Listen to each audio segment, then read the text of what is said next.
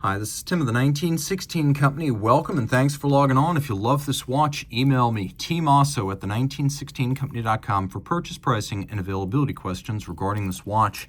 Today we discuss the latest Blancpain 50 Fathoms. This is the 5010 reference launched in 2024. 42.3 millimeters in diameter in grade 2-3 titanium. More on that in a moment.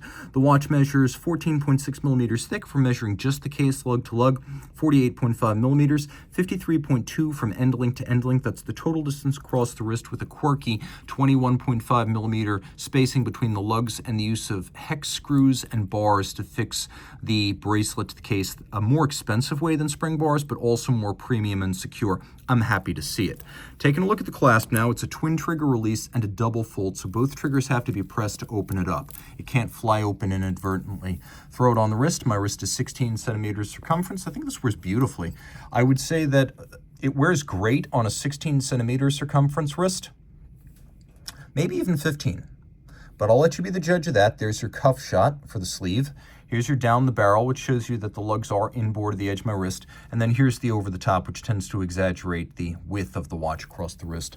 So grade 23 titanium, very similar to grade 5. Grade 5 is 6.4, so it's 6% aluminum, 4% vanadium. I believe that with grade 23, the percentage of vanadium goes down.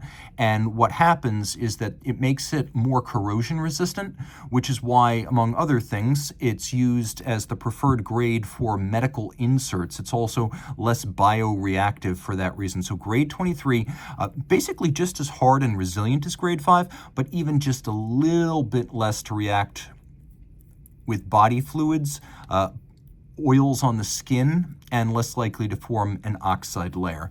So taking a look at the bracelet, it's a lot like the X71. You can see the interlink of the components creates very little lateral play, a little bit like the Chopard Alpine Eagle. This is one of the tightest bracelets I've encountered, which is not to say it's stiff. It feels great. It moves perfectly in this dimension, just not in this dimension, which is exactly how you want it to be resilient. Every single link you can see on the underside is removable. The countersink design making it very solid, but you can see that there are gaps between the center links, so it will ventilate well on a hot day. Taking a look, we have a Blancpain logo, and then a reminder that once upon a time, Blancpain was founded in 1735, though the modern company was reestablished in the 80s under Jean-Claude Biver. We have the characteristic modern 50 Fathoms case design, and so we've got the name and profile, but we have a satin finish. I think one lesson Blancpain learned from the previous 5015 reference is that muted satin finishes work well on really big watches. We have a sharp, fine knurling. You can see it's brushed outboard, but then media blasted inside. 120 click with a very positive feel and sound. Line up the bezel index with the hybrid broadsword syringe style minute hand, and you can see the benefit of having a sapphire bezel cap, which is that the whole bezel can be loomed. So it's much easier to read than a simple bezel pearl, which forces you to kind of do dead reckoning. Here you can read every single 5-minute increment and even the first 15 minutes individually.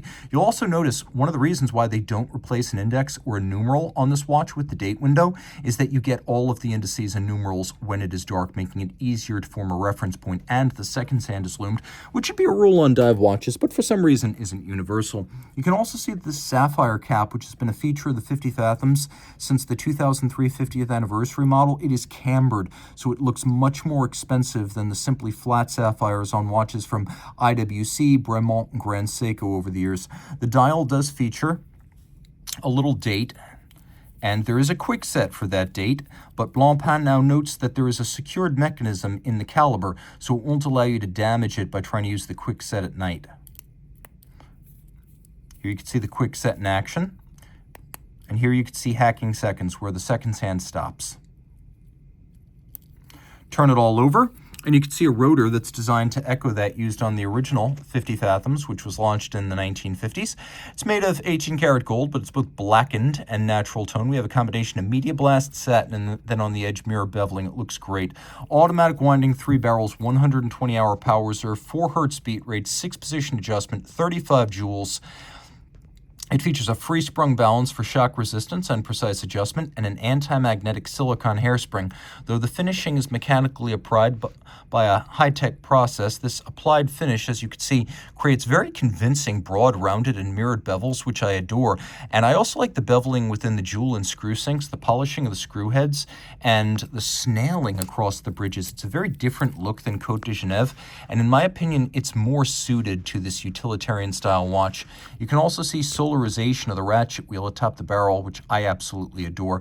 And again, those bevels are just so impressive. 6-position adjustment is one more than a standard chronometer, which is 5. And these watches are well known to run to better than 1 second per day.